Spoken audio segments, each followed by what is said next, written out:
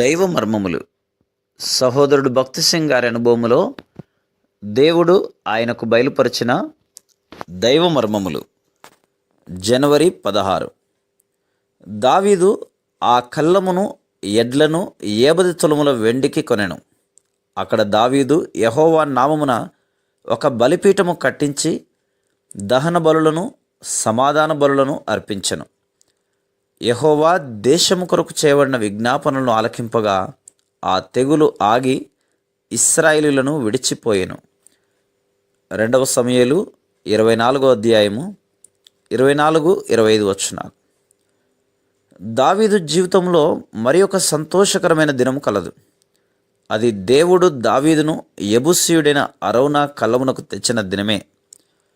తాను శోధింపబడి తన బలము తన సైన్యం యొక్క సంఖ్యపై ఆధారపడి ఉన్నట్లు వారిని లెక్కించను గనక దేవుడు అతనిని శిక్షించెను. యెబూసీయుడైన అరౌనా కళ్ళము దగ్గర దావీదు పశ్చాత్తాపడెను. అది ఎంతో పరితాపకరమైన పాపమైనను దేవుడు దావీదును క్షమించెను. అందువలనే అది దావీదు జీవితంలో ఎంతో సంతోషకరమైన దినం.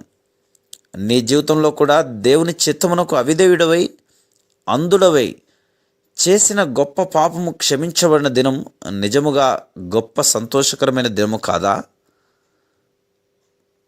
Praise the lord.